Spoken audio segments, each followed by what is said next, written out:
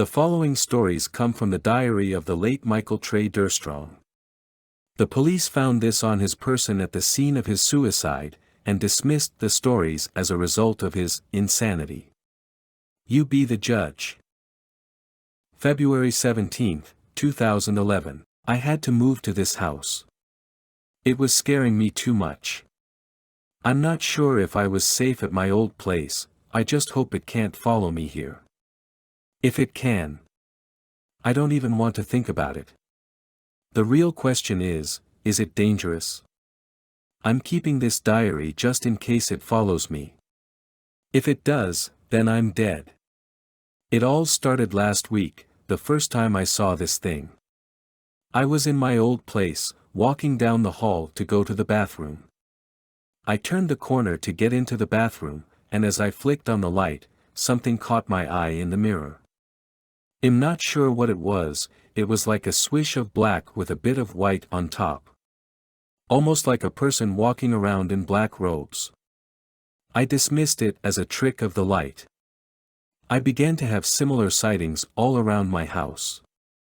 But then, 2 days ago, I really got a chance to see it. I walked out of the kitchen, and it walked right past me. It had its head turned, so I couldn't see the face, but its head was pale as chalk and bald. It was wearing billowing black robes, and it had its arm tucked over a book. It almost looked like a priest carrying a Bible. That was when I decided to move. I packed all my stuff yesterday, and moved into my parents' old farmhouse. Middle of nowhere. I don't think it's going to follow me. I hope it's not going to follow me. February 24, 2011. No signs of it for a whole week. Things are looking good, possibly good enough to move closer to town. February 25, 2011. I was wrong. Very wrong. It not only showed up today, but it was angry. It attacked me. I was on my way downstairs this morning to make breakfast. I turned when I heard a rustle, and I saw it.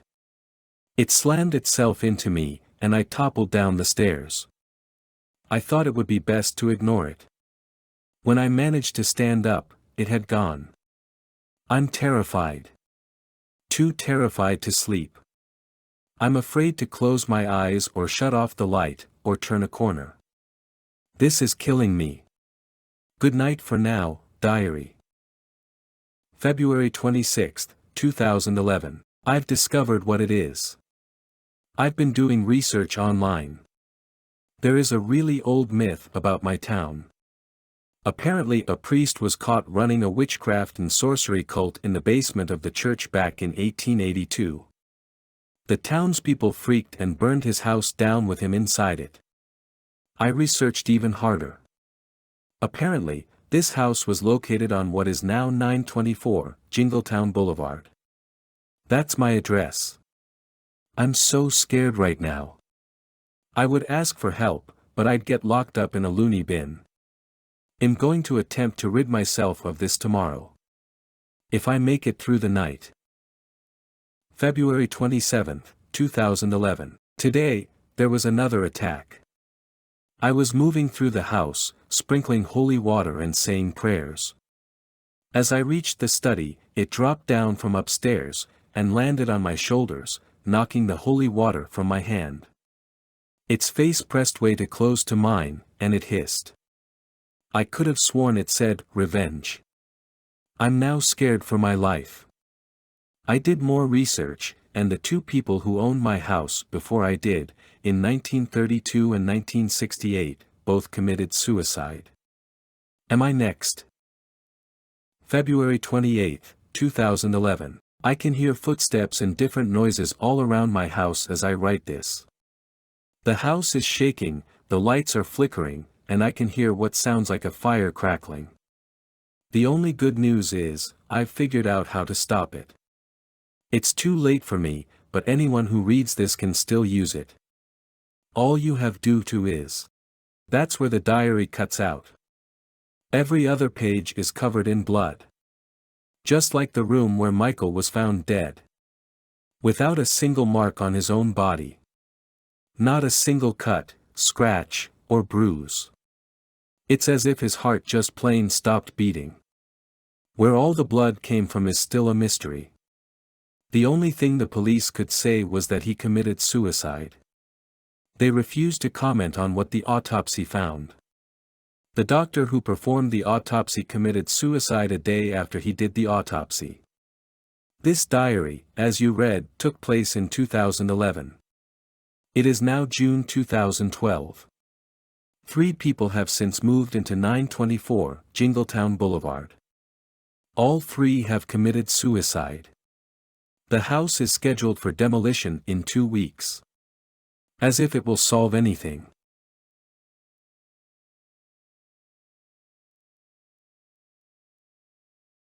Ever since I was young, I've been having this recurring nightmare. In it, I'm standing in a dark room, in the middle of a large circle with the symbol of an upside-down star in it. A pentagram. The symbol of the devil. I look around confused, as I have no idea how I got there and realize all I wear is my boxers. I see candles, skulls, but most of all, I see several people standing around me. All of them wear a hooded robe that covers their face. As the dream continues, they all lift their arms, and mutter various incantations which I don't understand. At the end of the dream, the tallest hooded figure, who I guess is their leader, walks toward me. Immobilized by fear, I watch as he comes closer. Closer. Closer. Until he is but a few inches from my body. I hesitate as he pulls out a rather large ceremonial knife. Just when I think he's about to stab me, he merely pricks his index finger with the tip of the knife, and proceeds to draw another pentagram on my chest with his blood. And just as I am about to wake up, he whispers in a cold, raspy voice, Altera Militiae in Antichrist. To this day, I have never found out the meaning of the dream. Because of this nightmare, I've been sent to a counselor numerous times, and have even been sent to my local priest, but nothing has been concluded as to what is causing it. All I can do is try to ignore it. A couple of weeks have passed since I had the dream last. I start to think, maybe it's finally stopped. Until today. I was browsing YouTube for scary videos. I searched for just about anything. Ghosts, aliens, cryptids. Anything that could give me a good scare. I had gotten to a point when I was just clicking on videos in the sidebar. When I saw one that nearly stopped my heart. It was titled, Altera Militiae in Antichrist. I recognized the title instantly. How could I not? I began to contemplate if I should watch it or not. I pondered this for a good 10 minutes before I had finally come to the conclusion to watch it. And as I waited for the video to load, a thought popped into my head. I quickly denied the thought and proceeded to watch the video. Within the first second, I recognized it. The thought that I just denied could ever happen or would ever happen, happened. The video was an exact recreation of my dream. I watched in horror as saw my dream unfold once again. Everything was there. The candles, the skulls, the hooded figures, and even me. I kept watching until I had finally gotten to the part that's haunted me all these years. I watch, once again, as the tallest hooded figure approaches me, stabs his finger, draws a pentagram on my chest, and whispers those dreaded words, Altera Militiae in Antichrist. His voice was exactly the same as in my dream. It gave me chills. But as I thought the video would end, it continued as the tall man retreated to his previous position. He then grabs a book off an altar and begins to recite an incantation out of it. As he reads, I see myself slowly collapsing until I am on my knees and grasping my chest. I am horrified as I watch myself scream with antagonizing pain. Just when I'm about to close the video and back away from my computer, I see it. I see the most horrifying thing I have ever seen in my life. I watch my spasmodic body turn lifeless as a demon-like figure bursts out of my chest. And just like that, the video ends. I sit there, frozen. So that's how my dream ends, or is supposed to end. My mind is struck with fear. I pull my trash can in close as I vomit into it. I sit, staring at my computer screen, trying to make sense out of a million things. I'm not sure how much time passed before I moved. Minutes? Hours? I'm not sure. But there was only one thing I made sure I did immediately. I pulled up a translation website and chose to convert Latin into English. I hesitated as I slowly typed in Altera Militiae in Antichrist. I couldn't believe the words came up on my screen. My eyes almost burst out of their sockets when I saw that the most accurate translation it could give was, the next host for the Antichrist.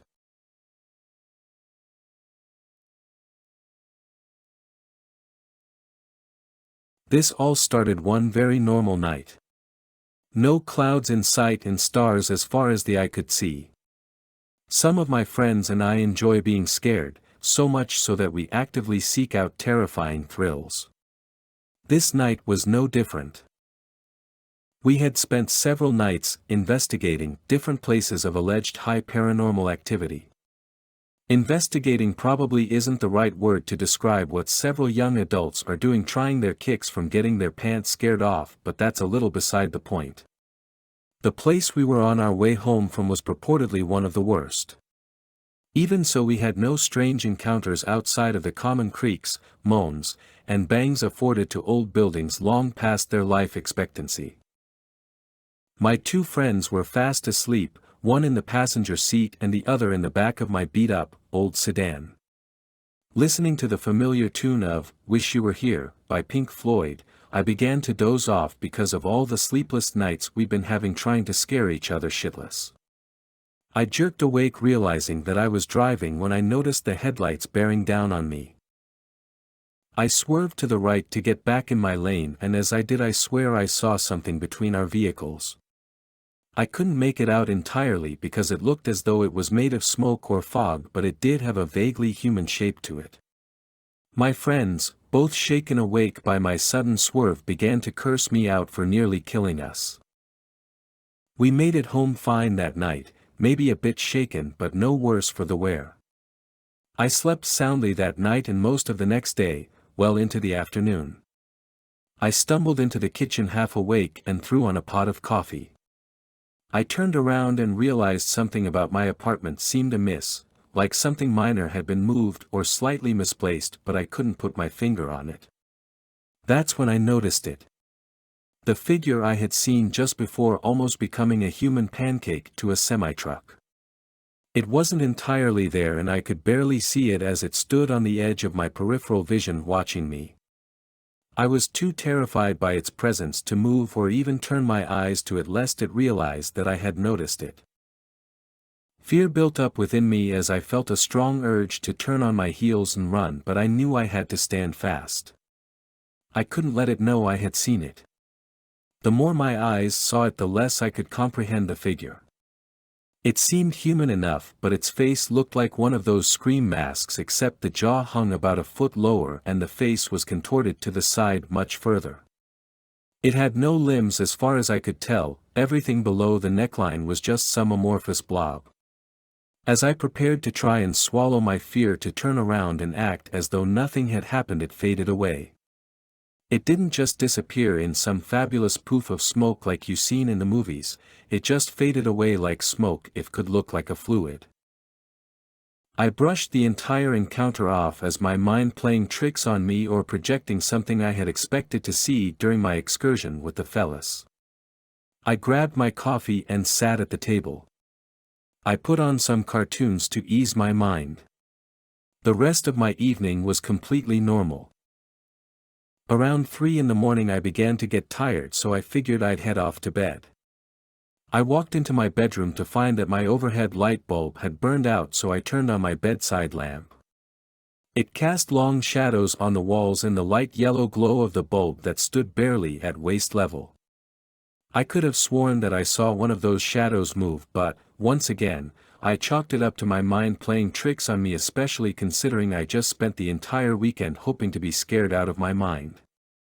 I crawled into bed and turned out the light when I saw it again, on the far side of my room. It seemed as though it was made of pure darkness, as there was no light on it. I could only make it out because it seemed darker than the rest of the night. This time I knew it saw me noticing it. It proceeded to lurch closer to me, one shaky movement at a time. I reached for the light hoping to cleanse the room of darkness, but the switch on the cord wouldn't turn. It felt as though it had been cemented into place. It crept closer and closer until its face was literally inches from mine. At this point I was too terrified to move, or even think, let alone try to strike out at it or run. This thing opened its mouth in a hideous gesture like it had unhinged its jaw. The mouth was open enough for me to stick my entire head into and have plenty of extra room. Staring down into the cavity, it seemed darker than the blackest black hole. Its mouth filled with a crimson fluid that I knew all too well was blood as it screeched into the night. Blood poured from all of the orifices on its face. That's when I blacked out. I woke about an hour later with a jolt. My bedside lamp was on and I glanced around the room quickly. There was nothing in here with me. I felt a sense of relief that's indescribable unless you felt it for yourself. Thinking it was all just a horrible dream, I got out of bed needing to pee. I stumbled down the hall to the bathroom, turned on the light and peed for what seemed to be an eternity. After flushing the toilet, I turned around and caught a glimpse of myself in the mirror. My heart dropped into my stomach at the sight. I was covered in blood, still mostly wet but starting to crust around the edges. In sheer terror I ran to the front door, wanting to be anywhere but home. The door wouldn't open. It was as though it was just a prop built into the wall, so I ran to the back door. Again the door wouldn't budge, not even an inch. I thought to myself, screw this shit, I'm getting out of here no matter what it takes. I went to the nearest window and tried to pull it open, but to my dismay it again wouldn't move. Now I could sense the presence lurking behind me. I stared out the window, not wanting to turn and face it, but what I saw outside I couldn't comprehend. Outside was nothing. Complete nothingness filled my view, like the world outside didn't exist. With a newfound sense of impending doom I turned to face the creature. It stood and smiled at me like it was trying to tell me if I just cooperated nothing would happen to me, but I knew it was just a veil to its true evil intentions. The thing lurched forward toward me once again and I backed into the wall. This was it then, there was nowhere for me to run. As it bore down upon me it once again unhinged its jaw and opened wide. It bit down into my shoulder and I felt my legs turn to jello as I slumped to the floor, unable to move. I could feel its poison coursing through my veins, a cold burning sensation that ran through every part of my being, paralyzing me. It bent over and from out of what I can only call the body an arm formed from the smoke. I tore into my flesh with its fingers, ripping it from muscle piece by agonizing piece. It continued ripping flesh off my body for what seemed an eternity, the most painful eternity I had ever been a part of, until there was no flesh left. When my flesh was gone it started tearing out nerves like strings, slowly pulling each one as though it were a string wrapped around something extremely delicate. I screamed and screamed, although I knew nobody could hear me, trapped in this hell. Once done with the task of removing my nerves it stood to leave me to die. Before it left it said something to me. Its voice was sickening. It sounded as though it should be the wind coming from a human's cut trachea gurgling with fresh blood. It said, "It never ends." I closed my eyes as it left, waiting for death's sweet release from the agony I had just endured. I opened my eyes to be blinded by overhead fluorescent lights, a man in a white lab coat standing over me speaking. His voice was muffled at first and it slowly became clear. "Can you hear me?" I tried to respond, to say yes, my lips wouldn't move. "You've been in a terrible car accident. You're in a hospital and have been in a coma for the last 48 hours. You will likely be paralyzed for the rest of your life. If you can hear me and you understand this, blink twice for me. I blinked twice. Good. I'm sorry to tell you that your friends didn't survive the accident. None of the staff here thought you would wake from your coma. Get some rest, I'll be back to check on you in a couple hours.